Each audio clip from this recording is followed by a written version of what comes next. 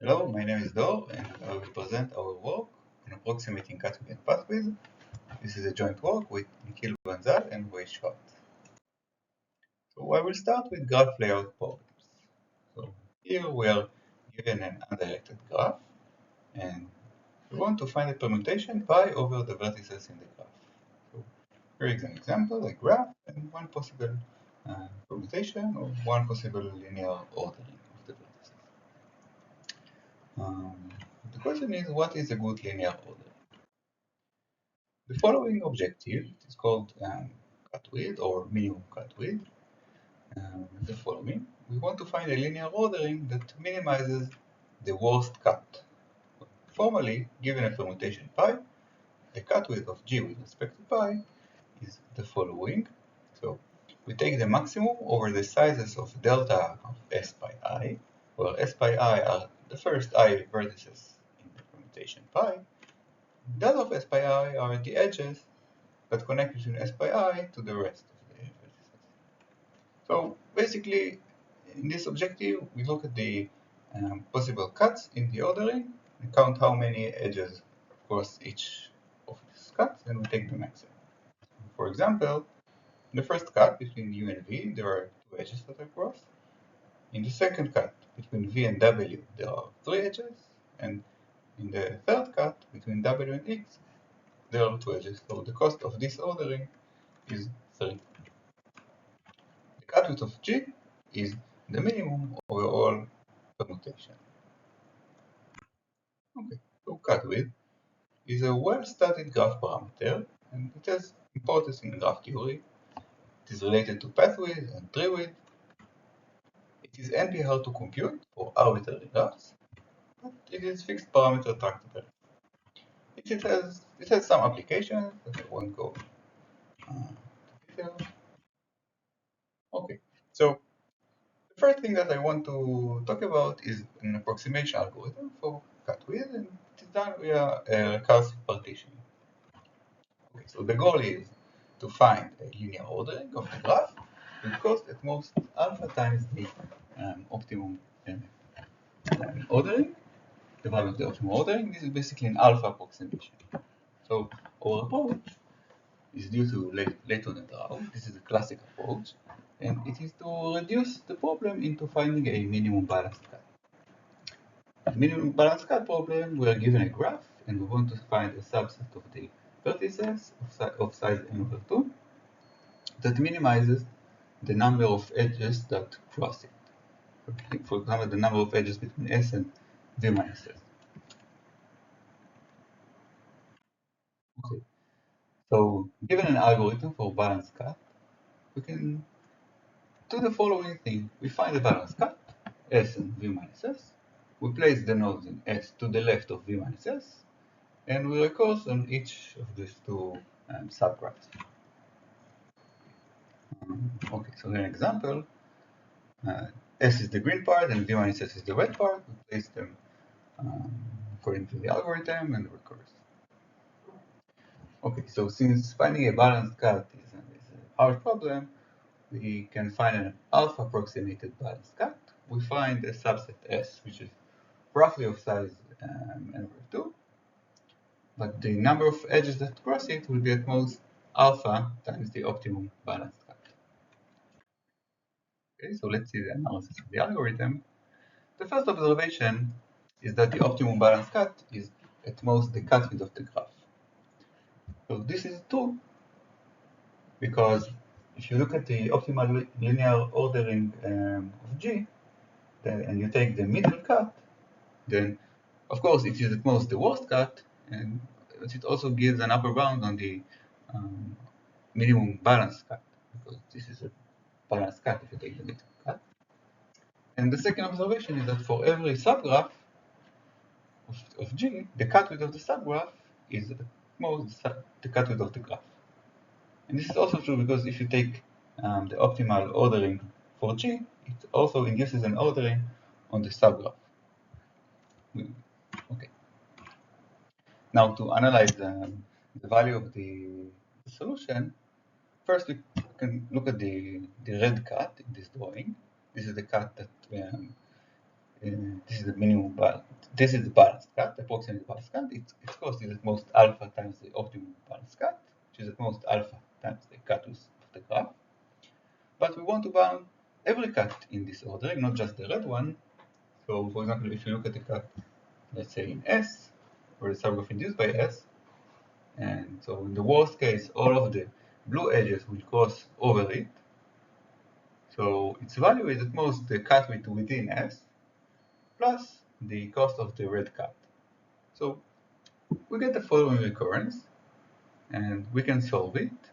Since the recursion has depth or the log n, because we always find a balanced cut, a roughly balanced cut, and in every level in the recursion we lose an alpha times cut width, and we get an alpha log n approximation. Okay. Now we should ask what is alpha. Later on I'll show that you can get a log n approximation for finding a balanced cut, and later ALV show that you can get a square root log n approximation using SDP technique.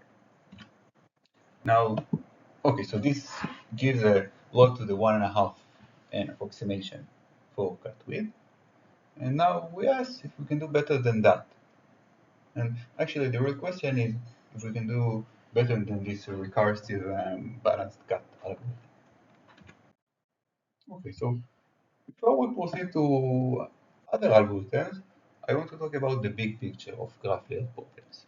There are two main objectives here. The first one is mean sum objective. We want to minimize a summation measure. There are some classic problems here, like minimum feedback offset, minimum linear arrangement, minimum storage time product, and so on. And I want to focus on minimum linear arrangement, where the goal is to minimize the total length of edges, or minimize the sum of cuts in the ordering, or minimizing the average cut.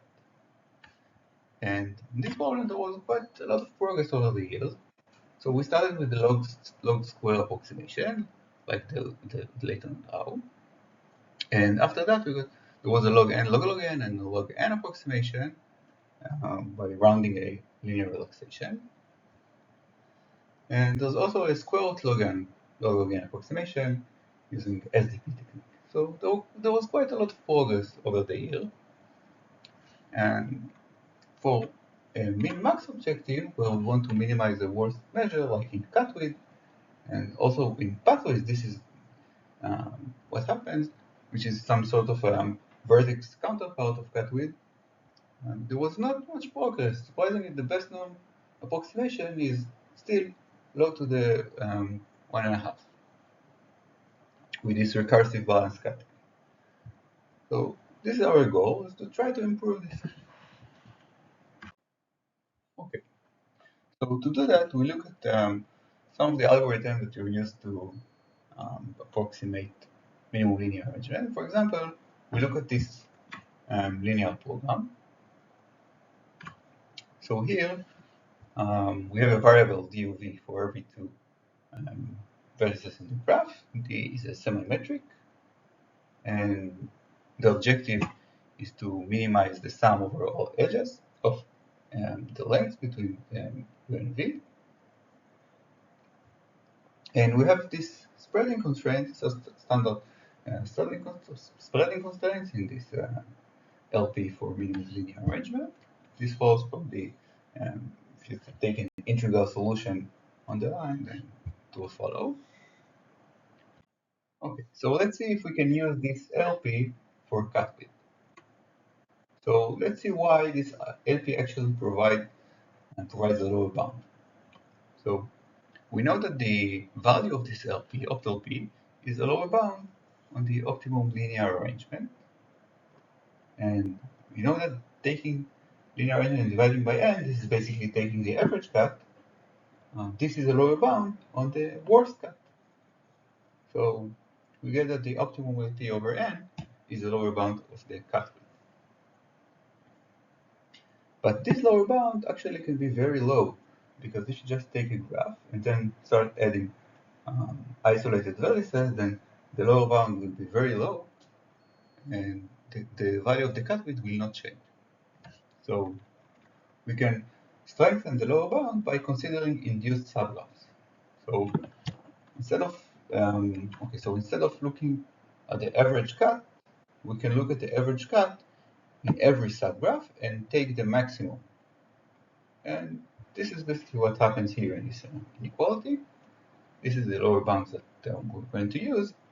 And intuitively, the way that we're going to use it is by resolving the LP on every subgraph whenever the algorithm recurses on the subgraph.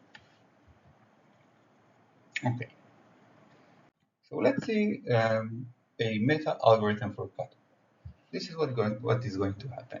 So given the graph, we decompose it the following way. We sequentially remove pieces and the edges that cross them.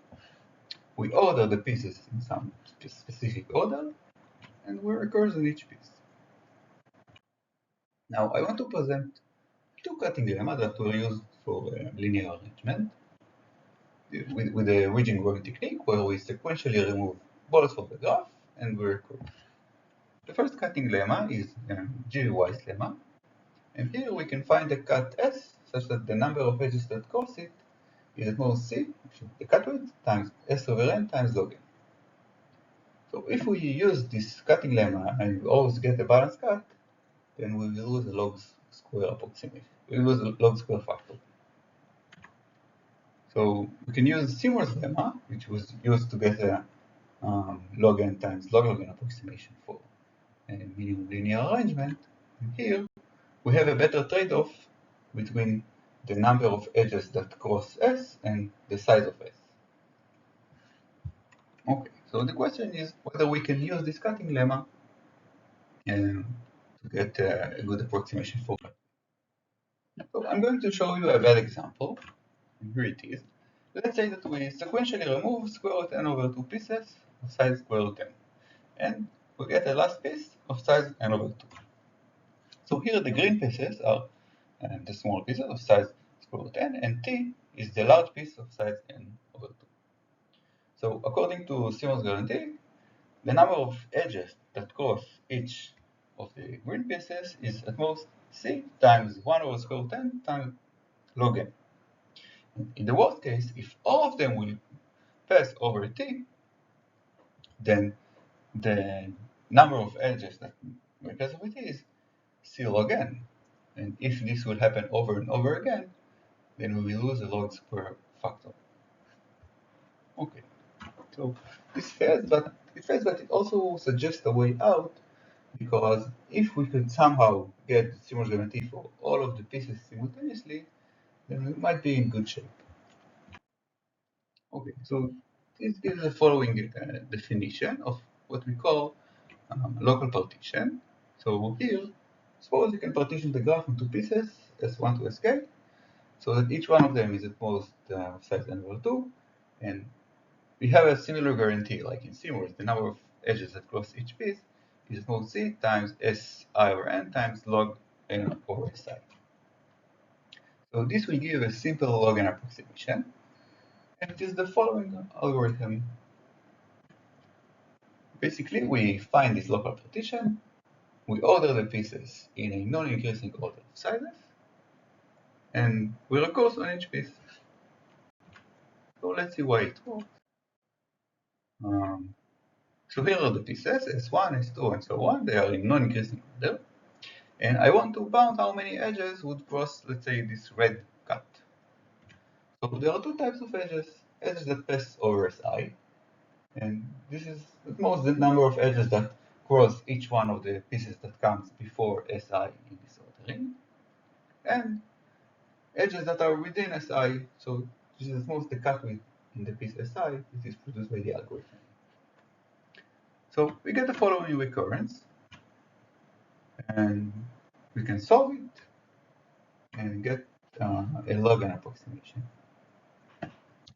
Okay, so let's see how we can use this local partition, or not exactly use it. Let's see what we're going to do in our algorithm. So we don't know exactly how to find such partitions, such local partition, but we can do something that is close to that. We can do the following. We can bound not just any individual delta Si, but we can do it for some of them simultaneously. I mean, so for if you have if you have the order of the pieces, for every prefix of this order, we can bound the sum of delta Si. And we also will lose an additional factor of log to the power of little one. This follows from a super exponential scale that we use in our algorithm. Okay, so we get the following result. This is the theorem, the main theorem, and we have a log to the power of 1 plus little of 1 approximation for minimum cut. Now I'm going to present the algorithm. I will present it in a high level. I will not go into technical details, but I try to point out the main points in the algorithm. Okay, I try to present the main idea. Okay, so we are given a graph, and what we're going to do is we're going to solve the LP and obtain a metric. So here, let's say this is the metric, and the first thing that we're going to do is to partition the vertices in the graph into classes. So here we have the red class, the green class, the blue class. So the way we do it is basically we have a scale for every vertex graph. We have a scale, which intuitively tells us how many nodes are in a ball in a specific radius around it. This is how we partition the vertices into classes. Now, in each class, in each core of vertices, we choose a subset of vertices, which we call a net. So here we have some um, bold vertices in green, some bold vertices in red, some bold vertices in blue, and so on. And the way that we choose the net is by taking centers of a maximal disjoint packing of balls with some specific radius that follows from the scale of the class. Okay. And now, once we have those nets, for every vertex in every net, we grow a ball in some specific radius.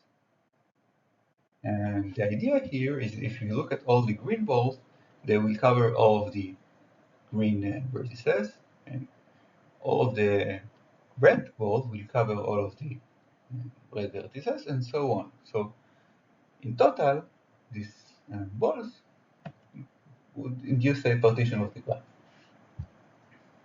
Okay, now so when we have these balls, we can try. We're going to remove them from the graph in the following way. We start by removing them according to. We will remove them according to the size to the class. So first we take the balls with the smallest scale. Let's say these are the green balls. We remove them. We remove all of the vertices that are inside these balls. Each ball form a piece. Next, we take the next scale. This is the red ball, and we remove them. We also remove all of the vertices in them. So even if there are blue vertices in this ball, we remove them from the graph. Next, the blue pieces, we remove them, and so on. So now we have an ordering of the pieces, and the way we proceed is just for every piece we recurse, we resolve the LP, and do the same. And this is the algorithm. So there are three main points that, if we compare it to previous algorithm, is that here the order of the pieces is important. We place them in a specific order according to the scale of the pieces. And we also use nets that are chosen in a specific way, and we don't just grow the balls over every vertex in the graph.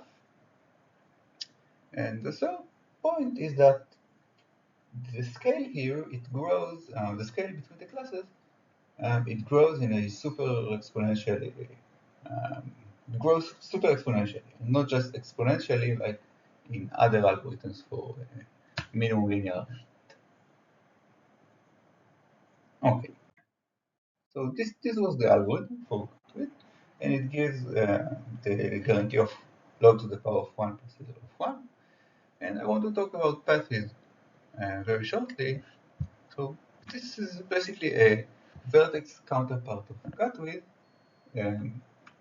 where instead of looking at the number of edges that cross every cut, we count how many vertices are separated by this cut. So we count how many vertices to the left of the cut are separated from neighbors for the right to the right side of the cut. This is an equivalent problem which is called vertex separation, and it is equivalent to pathwidth. So for example, here the cut between U and V separates U from V. The cut between V and W separates U and V from W and from X. And the cut between W and X separates V and W from X. Okay. So our techniques can be applied and we can obtain similar approximation guarantee for pathwidth as well. Okay.